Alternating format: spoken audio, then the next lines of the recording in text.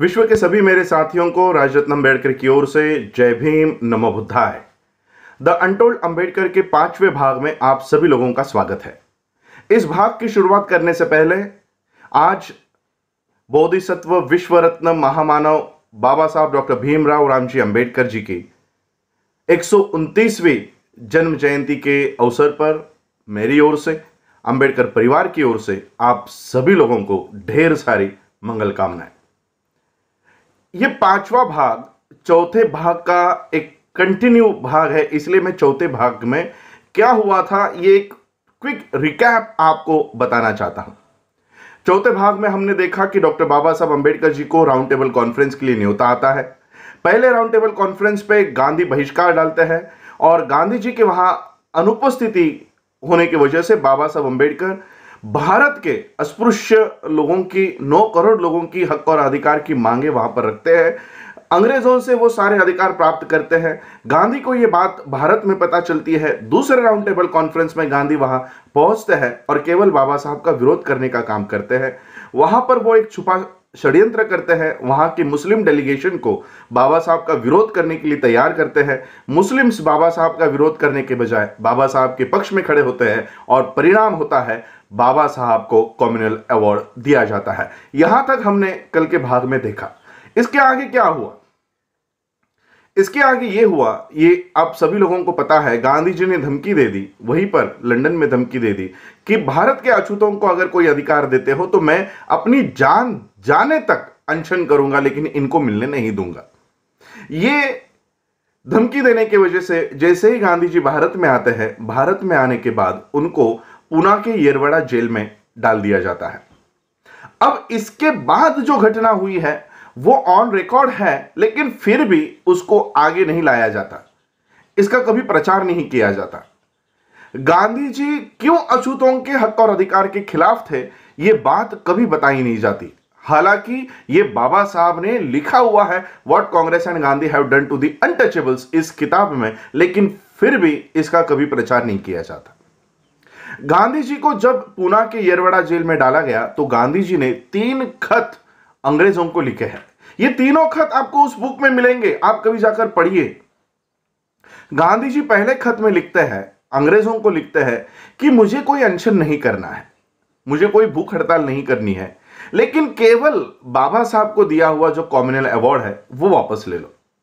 कई सारे लोगों को तो कम्युनल अवार्ड क्या है ये तक पता नहीं। हमारे हक और अधिकार सारे के सारे इस कम्युनल अवार्ड में तहत है, निहित है। जैसे आपका सेपरेट इलेक्टोरेट, सेपरेट सेटलमेंट, आपके स्कूलों में, आपके पढ़ाई में, आपके नौकरियों में रिजर्वेशन की प्रावधान है, ये सारे उस कम्युनल अवार्ड में है जो बाबा साहब लड़ झगड़ कर अंग्रेजों से लेकर आए थे, लेकिन गांधी ने वो छीन ली। गांधी ने पहले पत्र में, पहले खत में अंग्रेजों से कहा कि मुझे कोई अनशन नहीं करना है, केवल बाबा साहब को दिया हुआ जो अधिकार है, बाबा साहब को दिया हुआ जो कम्युनल अवार्ड है वो वापस ले लो। अंग्रेजों ने रिप्लाई भेजा कि गांधी जी आप ऐसा कैसे कह सकते हो, आपने खुद हमें यह सहमति दी है कि आप लोगों में, आप 2 पक्षों में अगर कोई समझौता नहीं होता तो जो समझौता हम देंगे, अंग्रेज देंगे, वो आपको कबूल होगा। ऐसे आपने खुद साइन करके हमको वो परमिशन दी है। अब ऐसे हालातों में आप अपने ही जबान से कैसे मुकर सकते हो, इसलिए हम बाबा साहब को दिया हुआ कम्युनल अवार्ड नहीं लेंगे। गांधी जी ने देखा कि अंग्रेज ये कम्युनल अवार्ड वापस लेने को तैयार नहीं है। ऐसे 3 खत मनाने के उन्होंने वहां पर अंग्रेजों को लिखे। अंग्रेजों ने डिनाई कर दिया कि हम ये अवार्ड वापस नहीं लेंगे। उसके बाद गांधी ने अपने साथियों को कहकर कहा कि आप बाबा साहब से जाकर मिलो और बाबा साहब से ये कहो कि आप ये अवार्ड खुद छोड़ दो, खुद से वापस दे दो। बाबा साहब किसी मीटिंग से अपनी गाड़ी से जा रहे थे। रात के अंधेरे में चोरों की तरह, डाकुओं की तरह बाबा साहब अम्बेडकर जी की गाड़ी हाईवे पर रोकी गई। हाथ में मशाल लिए हुए कुछ गुंडे बाबा साहब अम्बेडकर जी की गाड़ी के ऊपर आकर चढ़कर बाबा साहब की गाड़ी को रोका। बाबा साहब नीचे उतरे और बाबा साहब ने इनको पूछा कि आप लोगों को क्या चाहिए। तो उस गांधी ने भेजे हुए उन गुंडों को गुंडों ने बाबा साहब को बताया कि आपने जो अवार्ड लेकर आए हैं, आप जो कम्युनल अवार्ड लेकर आए हैं, वो खुद से अंग्रेजों को वापस दे दो। बाबा साहब ने वहीं पर एक स्टेटमेंट कही, एक बात कही कि वो जो सामने खंबा दिख रहा है ना, उस सामने के खंबे पर लटका कर मुझे गोली भी अगर मार देते हो तो भी मेरे समाज के हक और अधिकार में कतई वापस नहीं देने वाला, मैं बिल्कुल वापस नहीं दूंगा। सोचिए, जो बाबा साहब अंबेडकर गोली खाने के लिए तैयार थे लेकिन अपने समाज के हक और अधिकार देने के लिए तैयार नहीं थे, वापस लौटाने के लिए तैयार नहीं थे, उन बाबा साहब ने पुणे पैक्ट पे साइन क्यों की? ये सारे लोग जो गुंडे भेजे थे वो गांधी जी को जेल में जाकर मिले। सरदार वल्लभ भाई पटेल, बाकी के सारे लोग, उनमें गांधी जी का एक सचिव हुआ करता था, सेक्रेटरी हुआ करता था, जो हमेशा गांधी जी की बातों को नोट करता था। उसका नाम था देसाई। एक देसाई डायरी करके, ये एक डायरी अस्तित्व में है जिसमें गांधी जी की कई सारी अनकही बातें हैं। इस देसाई ने एक बहुत बड़ी बात अपने डायरी में नोट कर ली। सभी कार्यकर्ता, सभी नेतागण गांधी जी को मिलने के लिए पुणे के येरवड़ा जेल में गए और गांधी जी से पूछा कि गांधी जी, ये तुच्छ अछूत लोगों के लिए आप अपना महान जीवन क्यों त्याग कर रहे हो? छोड़ दो, उनको जो मिलना है मिलने दो। आप क्यों इन लोगों के लिए अपनी जान कुर्बान करने के ऊपर तुले हो? क्यों भूख हड़ताल पर लगे हो? उनको जो लेना है लेने दो। गांधी जी ने जो जवाब दिया वो देसाई ने अपने डायरी में लिखा और वो जवाब ये था कि हम भारत के आजादी के लिए लड़ रहे हैं। कल को अगर भारत को आजादी मिल गई और बाबा साहब अंबेडकर जी के पास ये कॉमनवेल्थ अवार्ड रहा तो इस देश का, भारत का प्रधानमंत्री ये नेहरू नहीं, अंबेडकर बन जाएंगे। गांधी के चेलों को लगा ये तो बहुत खतरनाक अवार्ड लेकर आए हैं, ये तो बहुत खतरनाक हक और अधिकार लेकर आए हैं। ऐसे हालातों में बाबा साहब से ये अवार्ड छीन लेना चाहिए।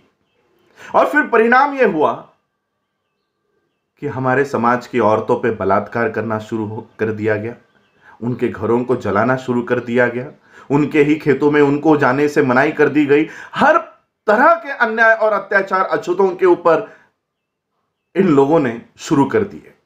और बाबा साहब अंबेडकर जी के सामने एक सवाल रखा कि बाबा साहब, जो हक और अधिकार आप अपने लोगों के लिए लेकर आए हो, वो हक और अधिकार अगर उसका इस्तेमाल करने के लिए आपके लोग ही अगर जिंदा नहीं रहे तो ये अवार्ड किसको दोगे?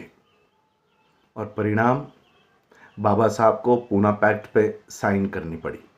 बाबा साहब को पुणे पैक्ट पे साइन करने से पहले बाबा साहब ने एक खत लिखा है, जो खत पढ़ते हुए हम लोगों के आंखों में आंसू आ जाते हैं। बाबा साहब कहते हैं कि एक तरफ मेरे समाज की जान है,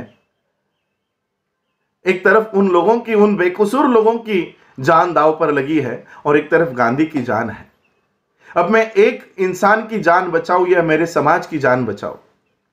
और मैं अपने समाज की जान बचाने के लिए ये पुणे पैक्ट पे साइन करने के लिए जा रहा हूं।